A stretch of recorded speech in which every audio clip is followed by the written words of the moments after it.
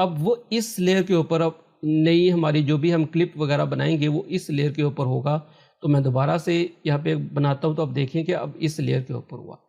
तो जिस जगह पे आपका प्ले हेड होगा उसी जगह पे आपकी जो शेप है, जो ग्राफिक्स का जो आपका क्लिप है, वो उसी जगह से बनना स्टार्ट होगा। अब अगर मैं इसको डिसेलेक्ट करूं तो अब ये उस इससे ऊपर वाली लेयर में बनेगा। उसकी वजह यह है क्योंकि हमारा प्ले हेड इस एरिया के ऊपर है। अब अगर मैं दोबारा से क्लिक करूं, देखेंगे ये यहाँ पे है। अगर मैं इसको आगे की तरफ कर दूंगा तो अब यहाँ पे बनाऊंगा, तो अब ये इस लेयर के ऊपर या इस ट्रैक के ऊपर बनेगा।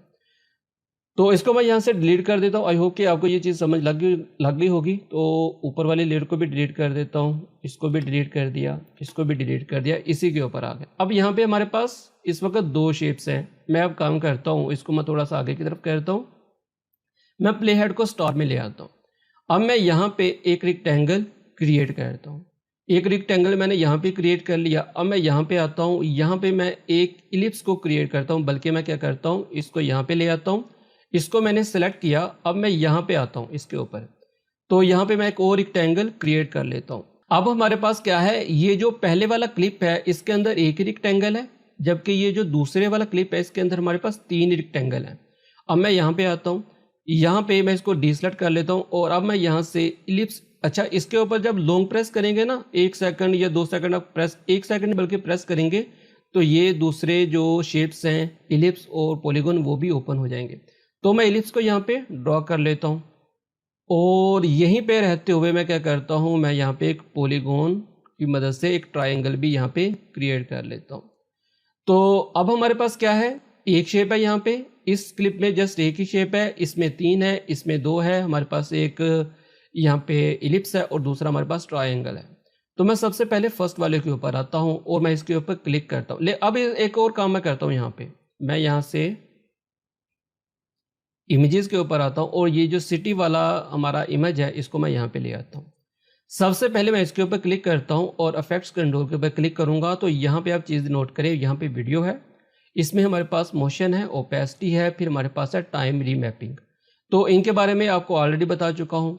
अब मैं इसके ऊपर आता हूँ, तो इसके ऊपर आया तो अब आप यहाँ पे देखें, इस वाले में हमारे पास जस्ट वीडियो था, मोशन था, ओपेसिटी था, टाइम रीमैपिंग था।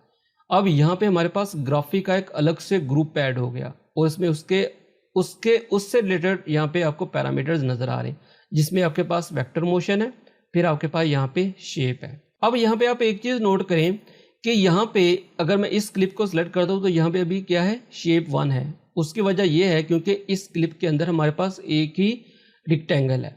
अब अगर मैं इस क्लिप के ऊपर आऊँ तो यहाँ पे हमारे पास कितनी शेप्स हैं, 3 रेक्टेंगल हैं या 3 शेप्स आप कह लें।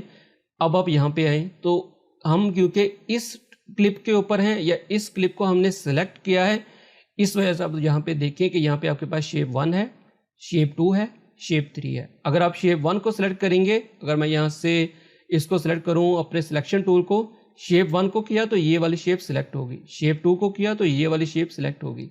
तो अब हमारे पास ये तीनों शेप्स एक ही ग्राफिक में, एक ही क्लिप के अंदर 3 शेप्स हैं, लेकिन तीनों शेप्स हमारे पास यहाँ पे अलग अलग मौजूद हैं, या आप इनको कह लें कि अलग अलग ये लेयर्स हमारे पास यहाँ पे मौजूद हैं। इसी तरह अगर आप यहाँ पे आ जाएं, अगर मैं इसको सेलेक्ट करूँ तो यहाँ पे भी सेम वही चीज़ है, यहाँ पे भी हमारे पास शेप 1 ये वाली है। अगर मैं इसके ऊपर क्लिक करूँ, ये शेप 1 है, ये हमारे पास शेप 2 है। अब मैं सबसे पहले शेप 1 के ऊपर आ जाता हूँ। शेप 1 के ऊपर आया, अब यहाँ पे आप एक चीज़ नोट करें, यहाँ पे आपके पास वेक्टर मोशन